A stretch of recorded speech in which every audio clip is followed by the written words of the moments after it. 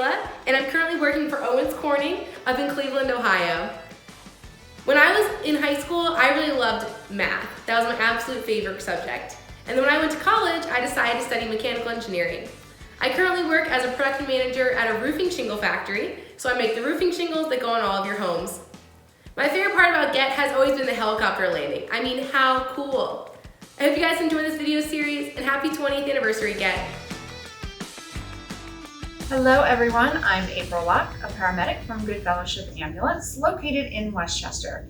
Good Fellowship, or GFAC for short, is an ambulance organization serving the Westchester area since 1951. Our service answered over 6,000 911 emergency calls in 2019 and provides training in EMS, certifications, and education for both healthcare providers and the general public. I'm joined by Eiley Barker, Emma Sloan, and Madison Voigt, who are here at GFAC learning about EMS and patient care. Today, we are going to show you a brief overview of Stop the Bleed and its goal to save lives. What is Stop the Bleed? That is a great question. The Stop the Bleed program is aimed to quickly identify and intervene to correct life-threatening hemorrhaging, a fancy medical term for bleeding. While many immediately think of a worst-case scenario or an active threat situation to use the tourniquet or aggressive bleeding control, these fundamentals can be used in almost any environment.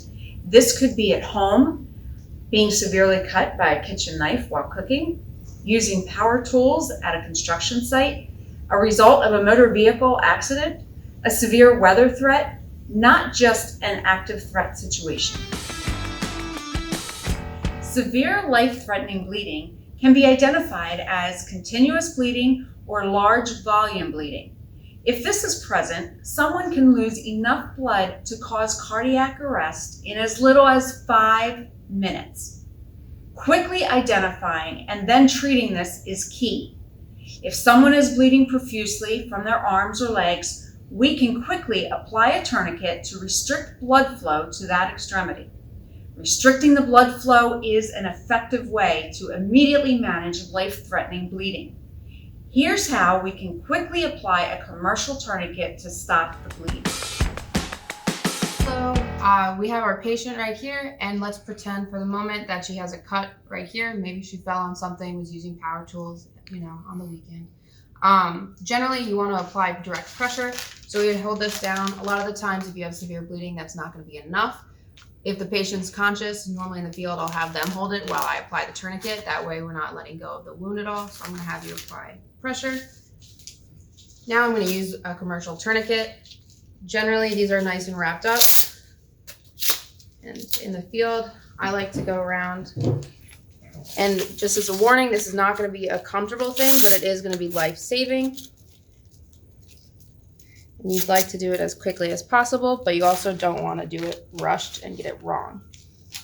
So I'm going to make it nice and tight. You should be able to twist it round and round until you don't feel a pulse. You can find the pulse. It's called the radial pulse. You can find it near the thumb. If you no longer have a pulse and there's no more bleeding going on, that's good enough to stop the tourniquet. Then you're gonna, dang it, it's not clicking. Can you edit that out? Then you're gonna go ahead and just secure it. Then you wanna write the time on it. If you have one of these commercial tourniquets, that way they know how long it's been on there. And then it's also good to reassess the extremity. Make sure that they have feeling in the fingers. Can you wiggle your fingers for me? Can you feel what finger I'm touching? Okay. Double check to make sure that they don't have a pulse in this extremity. Also, a lot of the times if people have lost enough blood, they can go into this thing called shock, which is where their body starts to shut down because they can't compensate anymore. If that's happening and they're starting to lose consciousness, acting a little bit differently, it's a good idea to place them on their back, elevate their legs, and cover them in blankets, as well as call 911 as soon as possible. As you can see, tourniquets are an effective tool to quickly control life-threatening bleeding. Here at Good Fellowship, we get the opportunity to help patients, serve the community, and provide training to the next generation of EMS providers. My position here at GFAC allows me to operate both in the Training Institute teaching students, as well as providing patient care on the ambulance, which is the best of both worlds. Eiley, Emma, Madison, why did you get into EMS and what are your goals? Hi, I'm Miley. I came into EMS because I was curious and to get a first look into the medical field, and my goal is to be a physician's assistant. Hi, I'm Emma. I came into EMS because I just wanted to see what the medical field was like before pursuing my career. I want to end up as a nurse practitioner.